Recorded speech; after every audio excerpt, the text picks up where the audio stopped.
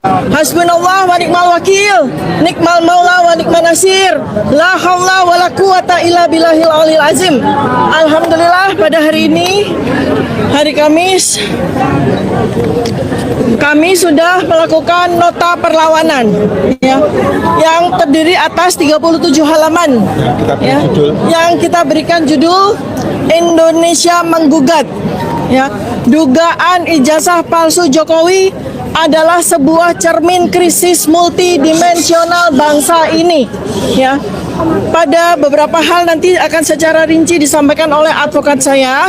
Yang pertama adalah bahwa surat dakwaan yang diajukan kepada saya itu secara penuh setelah kami pelajari mengandung dua kelemahan utama yang membuat sidang atas nama saya sebagai terdakwa tidak bisa lagi dilanjutkan, yaitu terjadi error in objecto dan error in persona. Apa artinya? Objek yang didakwakan kepada saya itu salah secara objek ya, karena yang saya dan Mas Roy Suryo lakukan pengkajian adalah benda digital, objek digital yang beredar di internet yang dimiliki oleh saudara Dian Sandi. Kami sama sekali tidak melakukan pengkajian, komentar apapun terhadap dokumen digital yang diakui oleh saudara Joko Widodo. Karena secara fakta, saudara Joko Widodo tidak memiliki ijazah dalam bentuk digital. Jikalau memang benar beliau adalah lulusan Fakultas Kehutanan UGM tahun 1985, jikalau benar, maka dokumen yang dimiliki adalah dokumen yang bersifat analog, di mana kita semua sampai dengan 11 tahun kita menanti sama sekali belum pernah ada kemunculan dari dokumen ijazah tersebut, sehingga jelas bahwa dugaan atau dakwaan dari jaksa itu salah secara objek ya. Kemudian yang kedua adalah error in persona, karena ini berkaitan dengan laporan yang dilakukan oleh saudara Joko Widodo terkait dengan locus dan tempus delicti yang sangat aneh dan janggal. Karena locus dan tempus delicti itu berpindah-pindah dari sejak kami pertama kali diperiksa sebagai saksi tanggal 11 Mei 2025. Pada waktu itu yang dilaporkan sebagai locus dan tempus delicti adalah sebuah peristiwa tanggal 22 Januari 2025, di mana kami sama sekali atau saya sama sekali tidak berada pada locus dan tempus yang dimaksud. Lalu kemudian laporan polisi itu diubah secara locus dan tempus deliktinya menjadi di daerah Jakarta Selatan 26 Maret 2025. Lalu pada surat dakwaan yang disampaikan oleh penuntut umum ternyata locus dan tempus berubah lagi, yaitu di antara bulan Maret 2025 hingga bulan Mei 2025. Padahal laporan yang dilaporkan oleh saudara Joko Widodo itu tertanggal 30 April 2025. Jadi ini jelas salah ya secara persona dan salah secara objekto. Karena mana mungkin melaporkan sesuatu kejadian yang belum terjadi pada saat laporan polisi itu dilakukan. Dia melaporkan tanggal 30 April 2025 atas peristiwa yang terjadi pada bulan Mei 2025. Itu sesuatu yang sangat tidak masuk akal. Dan berikutnya lagi adalah kesalahan atau error in objecto adalah mendakwa sebuah produk-produk jurnalistik yang dilindungi oleh undang-undang pers yang jelas ya. Jadi ada 5 unggahan dari 28 unggahan yang dijadikan sebagai barang bukti. Itu sendiri sebetulnya sudah error in objecto, karena 28 barang bukti itu dibebankan semua kepada saya. Sedangkan dari 28 barang bukti itu hanya ada 5 unggahan yang berkaitan dengan saya. Nah, sementara dari 5 objek tersebut itu sebetulnya adalah produk jurnalistik. Yang utama adalah sebuah siaran di media ya yang berlangsung di gedung MNC ya, itu dilaporkan sebagai di mana saya melakukan perbuatan yang didakwa dengan pasal 32-35. Padahal itu adalah sebuah produk jurnalistik. Artinya, kalau seorang narasumber seperti saya, didakwa melakukan pidana atas keterangan yang saya lakukan, maka tentu saja media tersebut, hostnya yang memberikan pertanyaan kepada saya pun juga harus turut didakwa secara pidana. Tetapi Undang-Undang Pers tidak menyatakan demikian. Sebab sebuah produk jurnalistik yang berisikan talk show ya atau sebuah tanya jawab itu dilindungi oleh Undang-Undang Pers. Apabila host dan narasumber melakukan sebuah kesalahan, slip of the tongue atau kesalahan pada waktu itu, maka Undang-Undang Pers itu memberikan fasilitas dalam bentuk hak jawab, dalam bentuk sebuah mediasi di dalam koridor Dewan Pers ya. Jadi ini tidak bisa langsung dibawa kepada pidana. Kalau sampai terjadi seperti ini, maka inilah yang disebut sebagai chilling effect, membuat semua orang takut untuk bicara. Ya, selanjutnya akan diteruskan oleh advokat saya. Silakan. Ya, terima kasih. Saya tambahkan sedikit ya, karena hari ini adalah perlawanan terhadap dakwaan. Kami belum bicara masalah pokok perkara. Iya, saya katakan tadi, bahkan kami bacakan bahwa perkara ini tidak layak untuk masuk persidangan karena dari awal sudah batal demi hukum. Sejak peristiwa RJ yang mana harus pencabutan laporan itu jelas. Bagaimana dengan satu laporan yang sama dengan nomor yang sama yang dibebaskan hanya berapa orang. Yang namanya pencabutan laporan itu adalah keseluruhan. Jadi kalau orderannya pun cabut, karena mekanisme di dalam RJ itu sebelum SP3 ada pencabutan laporan yang dengan nomor yang sama. Kedua, peristiwa Mabes Polri pada waktu Jokowi melaporkan kawan-kawan ini, itu peristiwa di Mabes Polri belum dihentikan penyidikannya. Jadi ini sudah melanggar Undang-Undang PSK, Pelindungan Saksi dan Korban. Belum dihentikan. Kenapa demikian? Laporannya bulan April, 30 April, sedangkan penghentian penyelidikan adalah 22 Mei. Jadi secara Undang-Undang Pelindungan Saksi dan Korban, maka jika ada laporan lebih dulu, tidak boleh dilaporkan balik sebelum inkrah. Itu jelas, dan itu kami sampaikan tadi.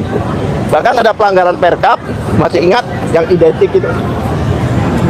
Jadi sampai detik ini kepolisian tidak pernah mengatakan ijazahnya asli, yaitu identik non identik, ya kan? Lah, pemeriksaan laboratorium waktu itu yang menyatakan identik itu melanggar Perkapnya sendiri. Karena dalam pemeriksaan laboratorium itu satu, ya kan? Itu harus ada dilampirkan, wajib bahkan di Perkap nomor 10 tahun 2009, satu wajib dilampiri laporan. Pada saat itu belum ada laporan Dumas. Kedua, wajib dilampiri BAP. Pada saat itu belum semuanya di BAP. Ketiga, wajib dilampiri dengan berita acara penyitaan. Pada waktu itu tidak ada penyitaan. Oleh sebab itu, perkara ini cacat demi hukum. Bahkan saya berani mengatakan kalau itu seorang bayi itu mati dalam kandungan. Bukan cacat lagi, mati. Kami tekankan berkali-kali bahwa perkara ini tidak layak untuk masuk persidangan ini. Silakan lanjutkan. Oh ya, mungkin Bang nanti boleh maju selesai ngomong mundur. Oh mundur, kalau selesai ngomong Dulu nanti apa ke depan? Sampai ketemu di sini semua. setelah Iya, silakan. banyak punya siapa ini? Bukan speaker. Oke. Apa ada aja? Atau judul-judulnya? Oke, saudara-saudara wartawan. Yang kami permasalahkan hari ini adalah mengapa penuntut umum membawa perkara ini ke Pengadilan Negeri Jakarta Timur. Itulah yang kami permasalahkan. Mengapa kami permasalahkan? Karena dalam uraiannya, di dalam surat dakwaan itu adalah pertama mengatakan tindak kejahatan atau tindak pidana dilakukan di wilayah Jakarta Selatan. kemudian mengatakan di wilayah Jakarta Pusat. Seharusnya kan yurisdiksinya adalah Pengadilan Negeri Jakarta Selatan atau Pengadilan Negeri Jakarta Pusat. Namun mengapa Itu ya saya. Ya. Saudara hadir di sini harus saya tanya, kami majelis ini bertanya, termasuk penuntut umum dan penasihat hukum. Sekarang saudara yang nanya saya yang nanya saudara. Ya. Yang saudara maksud itu apa? agar Bapak Joko Widodo dihukum. Keinginan kami sangat sederhana, terukur dan konstitusional. Kami hanya menuntut satu hal. Majelis hakim yang kami muliakan, mari kita jernihkan pandangan kita dan riuh rendahnya dinamika sosial di luar sana. Kami melihat ada dikotomi yang keliru dalam memandang perkara ini. Di satu sisi, para pendukung Joko Widodo kerap menuntut dengan keras agar terdakwa dijatuhi hukuman yang berat. Namun di sisi lain, kita bisa melihat terdakwa maupun para pendukungnya tidak pernah sekalipun menuntut agar Bapak Joko Widodo dihukum. Keinginan kami sangat sederhana, terukur dan konstitusional. Kami hanya menuntut satu hal, agar keabsahan sebuah ijazah dapat dibuktikan secara terang benderang di hadapan hukum dan pengadilan. Namun apa yang kita saksikan sepanjang proses peradilan ini sungguh sebuah ironi yang mendalam. Ruang pengadilan yang mulia ini ternyata sengaja atau tidak telah dipersempit ruang lingkupnya. Persidangan ini ditarik menjauh dari hulu masalahnya. Kita tidak sedang diajak untuk menguji kebenaran material dari ijazah yang menjadi pokok permasalahan, melainkan kita terjebak dalam labirin penafsiran formalitas perihal pasal-pasal pencemaran nama baik dan fitnah. Sekali lagi, perjuangan saya ini bukan soal perjuangan saya pribadi, tapi perjuangan menegakkan keadilan dan kebenaran. Karena bagi kami, pasal 75 ayat 4 yang digunakan itu, yang tidak sesuai dengan amar putusan, itu menggantung dan perlu sekali ada peninjauan dari sisi hukum. Ya, halo teman-teman, selamat datang kembali di channel Dewa Politik. Pada kesempatan kali ini, kita akan membahas secara komprehensif dan mendalam mengenai dinamika persidangan serta perselisihan hukum terkait isu keabsahan dokumen atau ijazah mantan Presiden Joko Widodo. Sebelum kita membedah pokok perkaranya, pastikan Anda telah menekan tombol subscribe serta mengaktifkan lonceng notifikasi agar tidak tertinggal analisis hukum dan politik terkini dari kami. Jangan lupa pula untuk membagikan pandangan Anda di kolom komentar di bawah. Saudara-saudara sekalian, persidangan yang berlangsung memperlihatkan nota perlawanan atau eksepsi yang diajukan oleh pihak terdakwa bersama tim penasihat hukumnya. Terdapat beberapa poin kunci yang menjadi dasar keberatan formal atas dakwaan jaksa penuntut umum. Pertama, kesalahan objek atau error in objecto. Pihak terdakwa menegaskan bahwa objek yang dikaji dan didiskusikan sebelum merupakan dokumen digital yang beredar di ruang publik internet. Keberatan diajukan karena proses pidana ini dinilai tidak menguji kebenaran material berupa dokumen fisik yang otentik di hadapan pengadilan, melainkan terjebak pada formalitas dugaan pencemaran nama baik. Kedua itu kualifikasi produk jurnalistik. Pernyataan atau diskusi yang dipersoalkan disampaikan dalam koridor siaran media massa atau produk jurnalistik. Oleh karena itu, mekanisme penyelesaiannya seharusnya tunduk pada Undang-Undang Pers dan sengketa Dewan Pers, bukan langsung ditindak secara pidana yang berpotensi menimbulkan ketakutan atau chilling effect dalam kebebasan berpendapat. Ketiga, kesalahan subjek dan prosedur. Tim hukum mempertanyakan kejanggalan penetapan lokasi dan waktu kejadian yang dinilai tidak konsisten sejak proses pemeriksaan awal, serta penetapan kewenangan pengadilan yang dinilai janggal secara hukum acara pidana. Para pemirsa Dewa Politik, Inti dari persoalan hukum ini pada dasarnya sangat sederhana dan konstitusional, yaitu pentingnya pembuktian otentisitas dokumen secara terang benderang dan transparan di hadapan majelis hakim. Publik berhak mendapatkan kepastian hukum dan kejelasan informasi berdasarkan asas keterbukaan informasi sesuai dengan ketentuan hukum acara pidana yang berlaku. Seluruh proses pembuktian, mulai dari keberadaan dokumen asli hingga penelusuran asal-usulnya, harus diuji secara objektif demi menjaga integritas lembaga negara serta kepercayaan masyarakat. Bagaimanakah sudut pandangan Anda mengenai perkembangan proses hukum dan argumentasi yang dihadirkan di persidangan ini? Silakan tuliskan analisis dan tanggapan Anda secara bijak pada kolom komentar di bawah.